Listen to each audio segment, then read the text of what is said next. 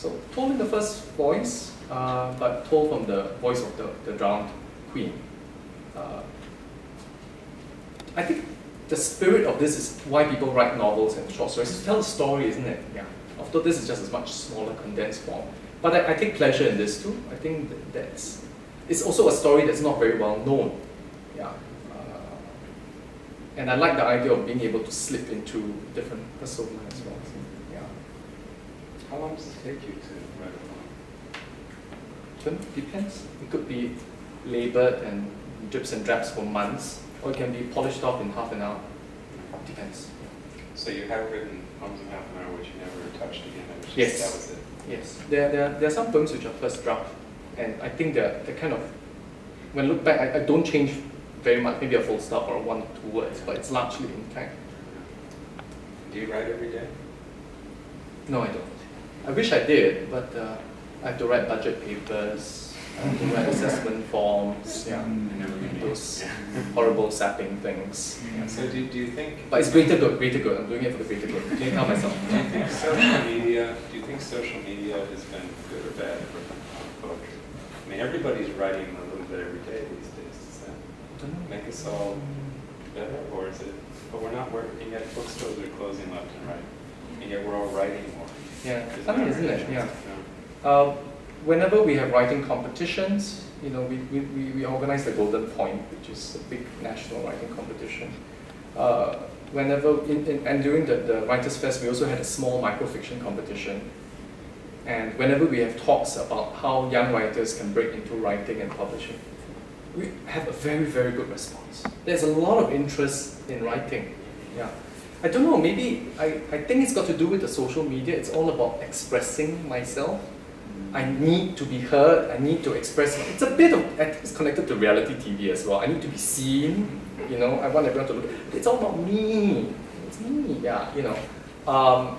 That's the darker side of social media, I think, potentially.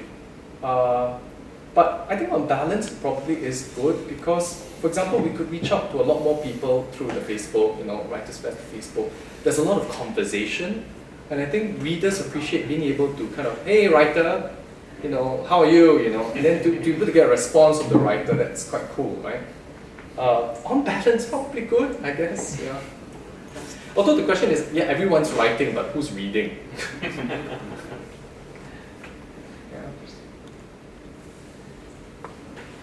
I've got a question. Yes. From a writer's point of view, because one of the literary events I've attended, and one of the writers that you mentioned just now actually made a comment saying that if you need to think to write, then you should write. If you need to look up a word in the dictionary to write, then you should write. I disagree. Yeah, so I'll be the first to disagree. Writing is not some, you know, some spontaneous act of, you know, divine inspiration, you know. It's hard work. I mean, has anyone ever tried writing a short story? You can't, it's very hard to do it at one sitting. At least I've said I've done some, you know.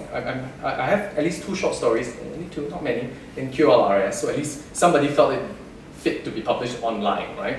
But it's not sit down, you know, divine inspiration that all comes out like auto-writing. It's not. It's changing, cancelling, moving things around. And of course you have to check words. I mean, check the dictionary, of course.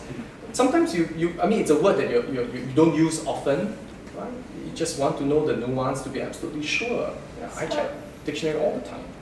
And another question, how do you find Singapore's theatrical productions? Yeah. Yeah, that's a good question. support? Actually, our theatrical writing is actually fairly good as well. I mean, along with our poetry. I think poetry and theatre writing, yeah, we have really good playwrights. Yeah. Why is that? Why is there such a interest in writing? Because that's a difficult thing to do. My take. I think partly because the theatre companies were very active from the 90s. They actually got quite a lot of government funding during that period as well. So actually that helped them grow. All the companies like, okay, Action Theatre is not so active now, but there was a period in the 90s, remember companies like Theatre Works, Action Theatre, Necessary Stage, and a little bit later Wild Rise.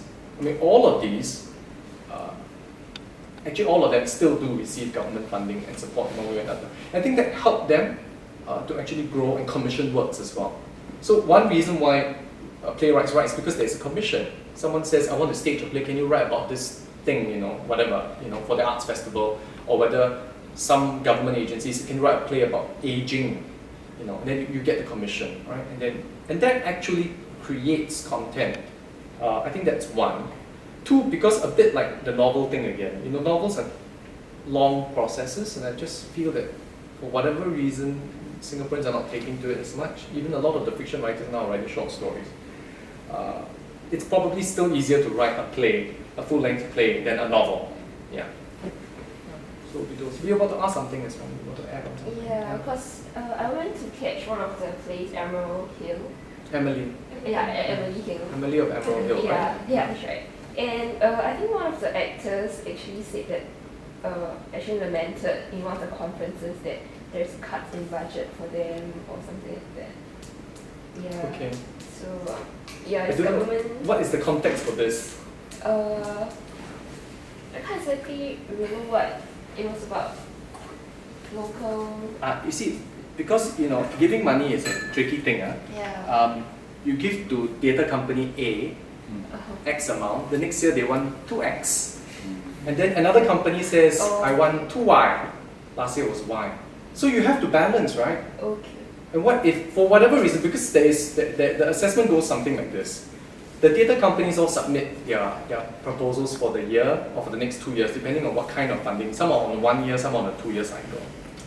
Okay, you submit, I look at it, I get external people to give us their views on the artistic merit of your theatre company's previous works and current proposals. And then based on all that, you calibrate, based on the amount of budget I have, how much to divvy up to the different theatre companies. So yes, that particular theatre company may have got a cut, but another theatre company could have gotten a boost. Yeah. Okay. Overall, as an overall trend, government's art funding has increased. As an overall trend. Yeah. But the allotments on a per company basis will obviously vary. Yeah. And also increasingly, there's a lot of, we're actually getting a lot of pressure from the traditional arts groups as well. I mean, like it or not, Chinese opera feels that they need to be funded. It's very difficult, to fund because, if you give to Chinese opera, it may mean that you cannot give to, visual arts. I mean, it's a tough balancing act. We get pressure from Chinese opera, Chinese calligraphy, Indian dance, Malay dance, traditional arts, yeah. Especially for those where there are questions about whether young people will continue to be interested, whether they're sustainable a generation from now. But we do fund Chinese opera. Yeah, so, yeah. Unfortunately not me, I need to look after literary arts. But my colleagues have to deal with them, because you have to answer those questions. Why was my funding cut? Yeah. Yes. Do you think why writing novels and other full-length work is so daunting? Might be because there is this, maybe simply because there is this lack of critical mass of viewers or readers. Yes. And what could be done to encourage this? Okay, not everyone agrees with me, but one of my first response, especially for novels, is to Write for overseas audiences. sell internationally.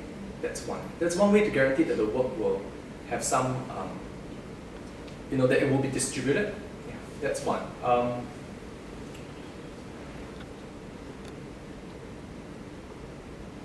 Another one would be to work with us. Look at the curriculum. That could be one route to go. Yeah. But at some level, the writer must want to write it. At the end of the day, I have to tell them, you got to try. But then, yeah, it's tough. I mean, some of our best novelists have full-time jobs. I'll give you some names. Philip Jeyaretnam runs one of Singapore's oldest law firms. If he weren't running that law firm, I bet you he'll produce a good novel. But how do you, write novels and run a law firm, with 100 staff, Simon Tay has got a full-time job as well, right? His last book was, how come I forgot Simon Tay's last book? Somebody help me here. An old man reminiscing about the house that's being torn down in Seletar. Ring a bell? No, Simon Tay's last work. It escapes me.